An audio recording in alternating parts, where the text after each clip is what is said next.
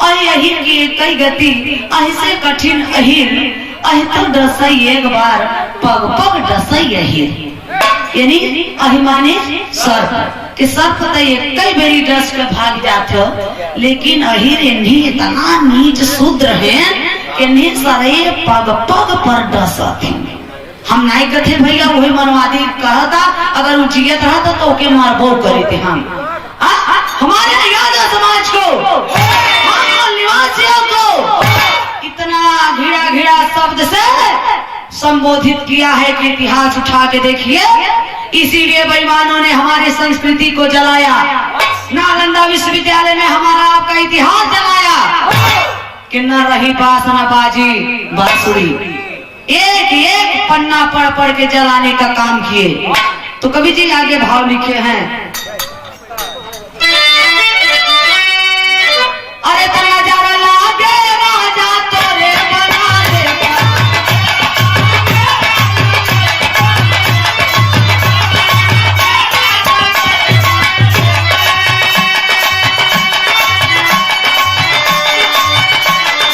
कवि जी भाव लिखे, नजारा लागे भैया मोरे देशवा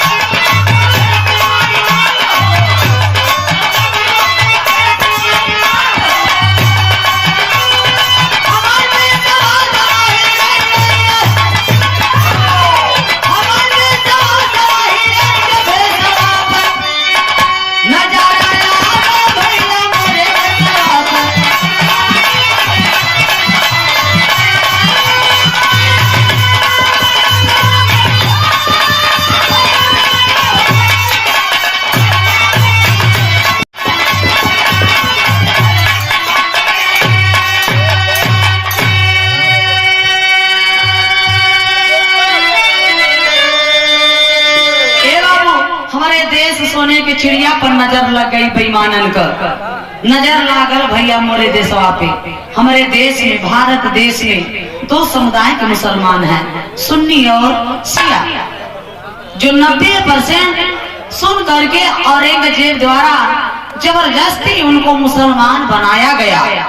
वो सुन्नी मुसलमान भारत के वो भी असली मूल निवासी हैं, हमारे आपके भाई हैं, हमारे आपके खून हैं, हमें आपको उनसे लड़ना नहीं चाहिए। और जो 10% हमारे भारत देश में शिया मुसलमान हैं, जहाँ से ये बाबू मध्य एशिया, ईरान, इराक से जहाँ से ये आर्य ब्राह्मण आए हैं, वहाँ से वो भी आए हैं, क्योंकि उनका ब्लड उनसे मिलता है।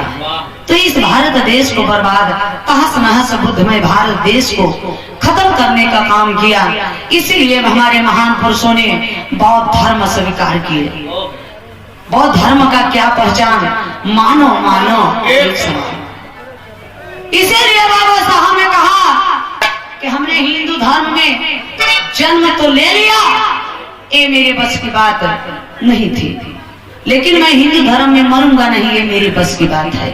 इसलिए बाबा साहब ने कहा हिंदू धर्म छोड़ना गुलामी के जंजीर के तोड़ने के समान। तो कवि जी आगे भाव आधा में लिखे हैं मास्टर,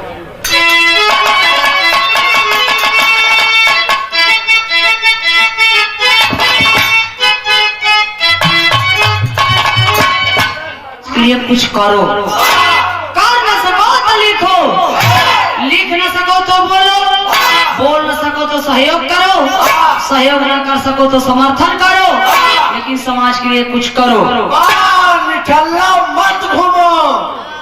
ये 500 रुपए का सम्मान है, कोट कोट नमन है। जय समाजवाद, जय भीम, नमो बुद्धाय, जय संविधान।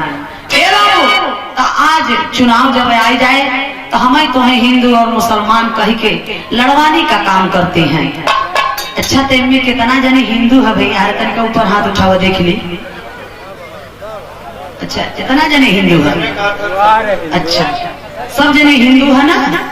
हाँ मान लिया हिंदू है, लेकिन ये बतावा हिंदू मतलब जाने थका होता हिंदू आप नहीं है, हम आप सिंधु हैं। सिंधु हिंदू वो हैं जो गाय खाते हैं। क्या आप लोग गाय खाते हैं? क्या हिंदू हैं? हिंदू फारसी शब्द है, इसका शाब्दिक अर्थ क्या हुआ? चोर, टकई, लुटेरा, दास, गुलाम। ये गाली है, मुगलों द्वारा दी गई मूल निवासियों को गाली है। जो जैसा अपना हक जताया भारत में, वैसा ही उस भाव से हम लोगों को देखा और अलग पलट के वो काम करके चला गया। और हिंदू मुसलमान कह के लड़वाने का काम करते हैं। और जितने हिंदू के ठेकेदार हैं, कुल का दामाद मुसलमान ही है।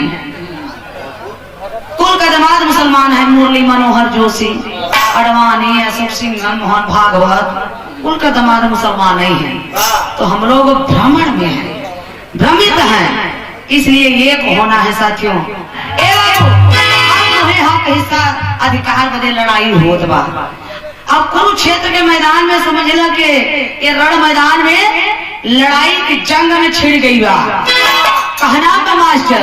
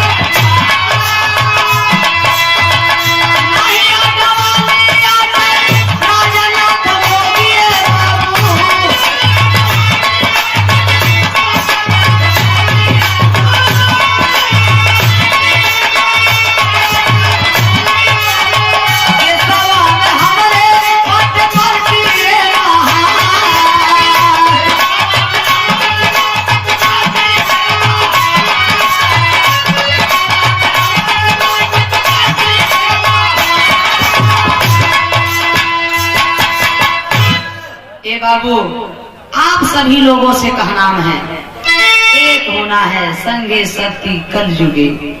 तो आए मूल निवासियों, जागो, जाति पाति के नाम हमारा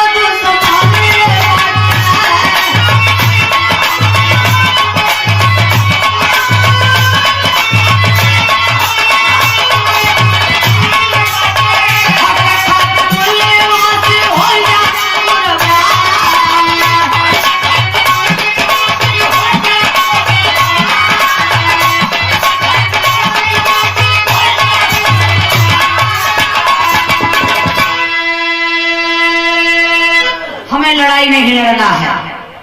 हमें न जाति पात से लड़ाई नहीं लड़ना है। हमारा हक हिस्साधिकार मिलना चाहिए। जो संविधान में लिखा है बाबा साहब, अपने कार्यकाल में कोई सांसद, विधायक, मुख्यमंत्री, प्रधानमंत्री जिस दिन पूर्ण रूप से संविधान का लिखा हुआ चीज जिस दिन लागू कर दे, उस दिन इस भारत देश का तकदीर ही नहीं तस्वीर बदल जाएगा। हमारा हक हिस्सा कहाँ गया? ब्राह्मणों के घर में चला गया। जैसे आज धरना दिए हैं, पेपर लीक हो गया। कहाँ गया मेरा अधिकार? तो मोदी के चमचों द्वारा फिट हो गया। अब हमें 2024 में हमें तो है कौने भेष में लूट यही भैया हर चोरन और इन्हें बेईमान ठगहारन से सतर्क हो जाए। इन्हन का हम पहचान बताओ थे कैसे यही इन्हें चोरोए कौने भेष में। पदमपुर के धरती से राकेश प्रधान जी की ओर से 100 रुपए का पुरस्कार है। प्रधान जी को कोट को नमन है, सादे चरण स्पर्श है। जय समाजवाद, जय भीम, जय भारत, जय मूल निवासी। और माथे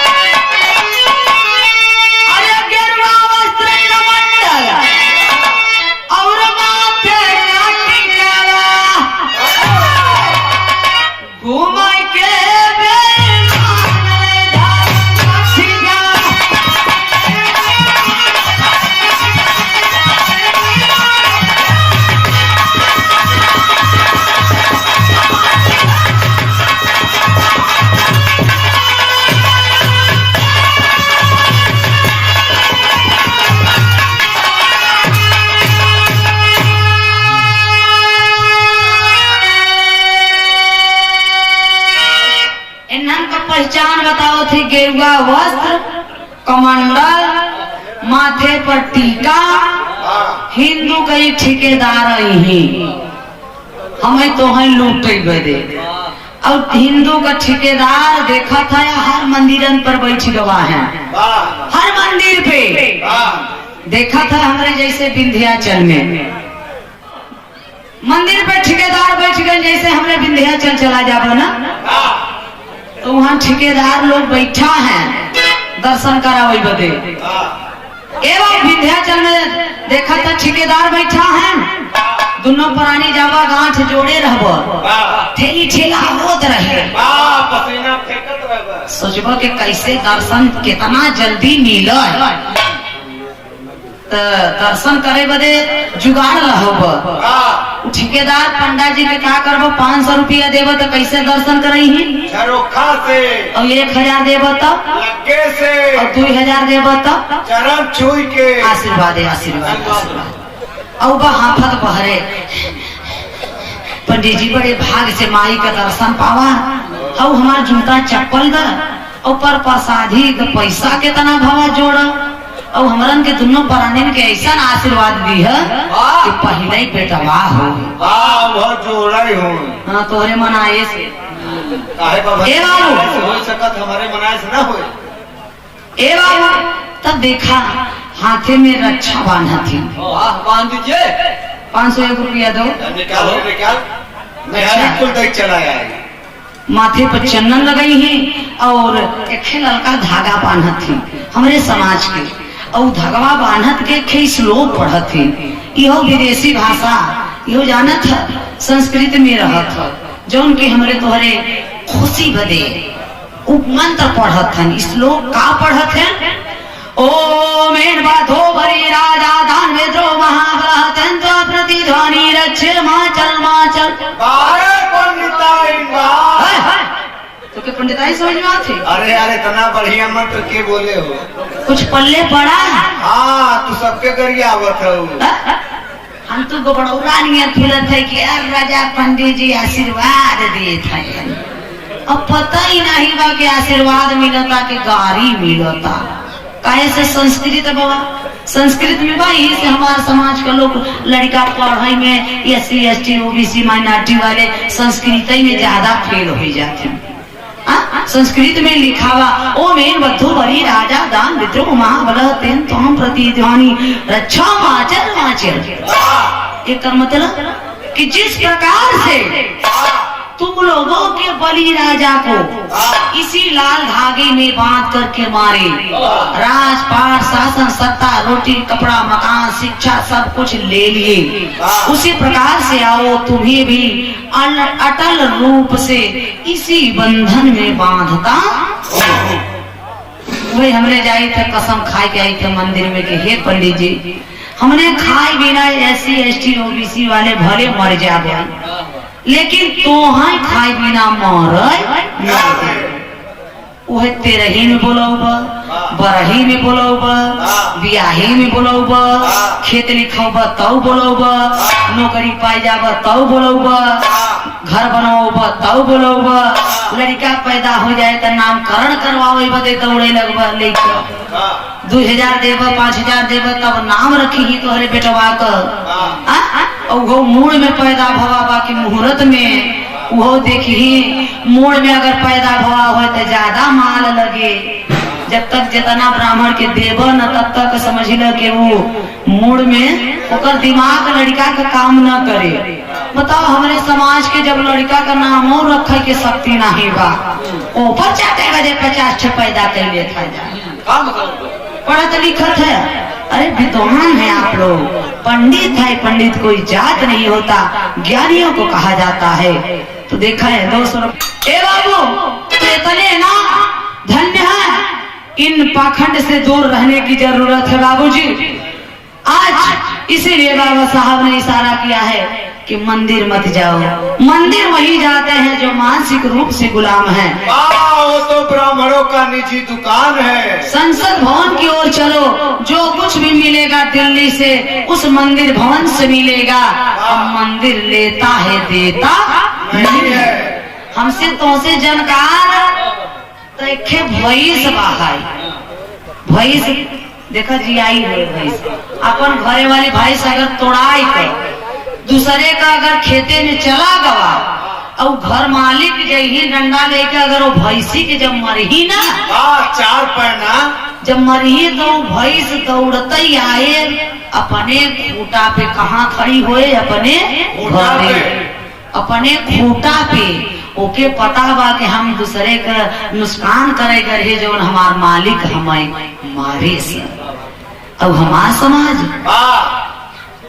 बराबर मरा था जूता ला तब नहीं हमरे तोहरे समझ में लेकिन ये बने खूंटा बनाई आवत चाहता है इसलिए हमसे तुमसे बड़ा बुद्धिमान तो मंदिरिया में तो पंडा पुजारी बाटन हम तो जानते दान पेटी में डालत है भर देत है और जौन मंदिरिया में तो पंडा पुजारी बा उ जब घरे जाए लागथिन तो उ पंडा पुजारी दान पेटी वाला जौन बक्सा होता उनमें गोदरेज वाला 4-5 ताला लटकाई देथिन काहे बजे उन्हें पता कि पथरा में कोनो शक्ति तबा नहीं अगर ताला खोल के चला जाबे कोनो वही सरे लूट मार के लेके चला जाइए इसलिए वो लोग ताला लगा के जाते हैं।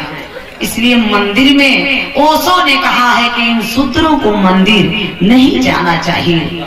मंदिर बाबूजी बदाऊं में देख लीजिए 40 साल की उस मंदिर में 40 साल की औरत की इज्जत लूट के पंडा पुजारी द्वारा उसके सरिया कई के जान से बाबूजी वो मंदिरिये में मुआई दिया गवा बिचारी की इज्जतिया लुटात रहा बाबू तो मंदिरिया में कहा कथे भगवानवा कहाँ चला गया बात तो के नहीं पता भाई ससुरा बने पहनी औरेगा रहा खिचड़ी लड़के ये बाप रे बाप अगर भक्ति होगा तो देवी देवतन के रक्षा न करे चाहे हम तो कब जब रंग बली पहाड़वा उठा के ले जाते चीन पे पटक देते कुल गाँव के गाँव कब्जा करे जाता इंडिया के ए बाबू तेतने ना इसलिए बाबा साहब कहते हैं कि शिक्षित बनो संगठित हो संघर्ष करो घर भले मत बनवाया घर भले मत बनवाया लड़का का बियाह भले मत करा खेत भले मत लिखवाया लेकिन हाथ जोड़ के कहते हैं कि लड़कन के पढ़ाई जरूर दिया